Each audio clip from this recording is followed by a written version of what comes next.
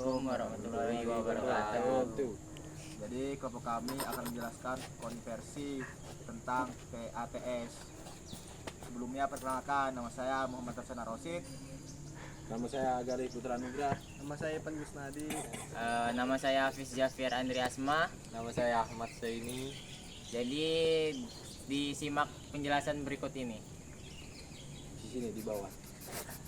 Yang pertama menjelaskan tentang pompa air tenaga surya. Terus pompa air tenaga surya adalah jenis pompa yang menggunakan energi sebagai sumber energinya, tenaga untuk menggerakkan pompa air. Teknologi menggunakan panel surya sebagai sumber energi, dan panel surya ini akan mengubah energi matahari menjadi energi listrik yang akan digunakan untuk menggerakkan pompa air. Pompa air tenaga surya ini sendiri ada dua jenis, yaitu tenaga surya submersible, yaitu berada di dalam tanah, dan pompa air surface, berada di atas tanah. Pompa air tenaga surya submersible lebih banyak dipergunakan.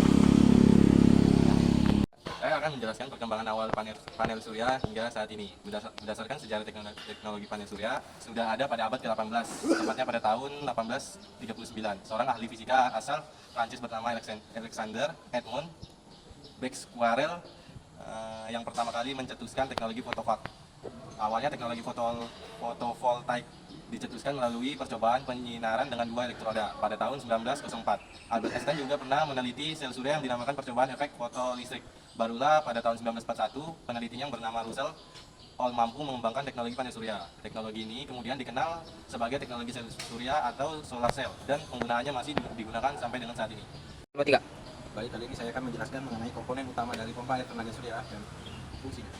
Untuk yang pertama itu adalah solar panel. Solar panel ini bertanggung jawab untuk mengubah energi matahari menjadi energi listrik yang digunakan untuk menggerakkan pompa air.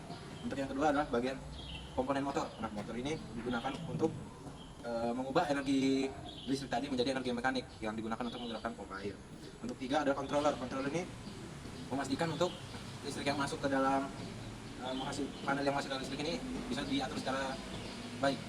Oke, untuk yang keempat itu adalah pompa airnya. Pompa air ini berfungsi untuk mengambil air dari sumber air yang memumpanya ke tempat yang diinginkan oleh pompa.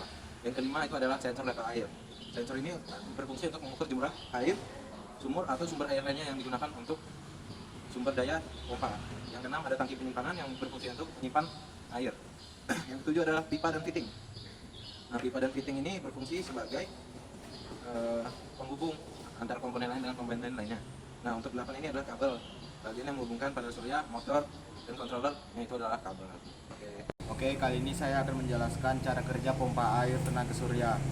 Yang pertama itu, panel surya itu menangkap energi matahari dan mengubahnya menjadi listrik yang mengalir ke motor pompa. Yang kedua, motor pompa itu mulai berputar dan memompa air dari sumber air atau sumur atau sungai ke tangki penyimpanan. Yang ketiga, sensor level air di tangki penyimpanan mendeteksi ketinggian air dan memberitahu motor pompa kapan harus berhenti memompa air. Yang keempat adalah ketika air dalam tangki penyimpanan menurun, sensor level air akan memberitahu motor pompa untuk mulai memompa air lagi.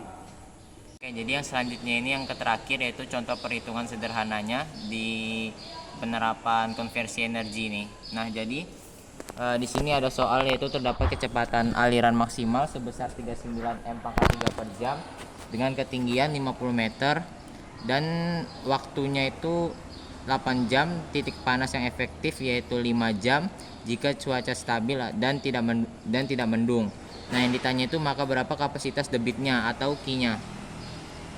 Nah, jadi kita masukin yang diketahui itu V kecepatannya yaitu sebesar 39 M pangkat 3 per jam sama dengan ini, kita setarakan dulu, kita ubah jadi liter per jam, yaitu jadinya 39.000. Baru T-nya ini waktu, kita buat satuannya menjadi sekon. Tadi kita tahu waktunya di sini tuh 5 jam, jadi 5 jam dikali 3.600 detik atau 1 jam itu berapa detik, dikalikan hasilnya 18.000 detik.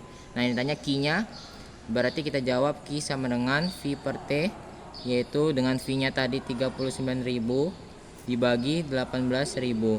Nah, jadi ketemu itu 2,17 liter per detik. Nah, jadi seperti inilah contoh perhitungan sederhana penerapan konversi energi.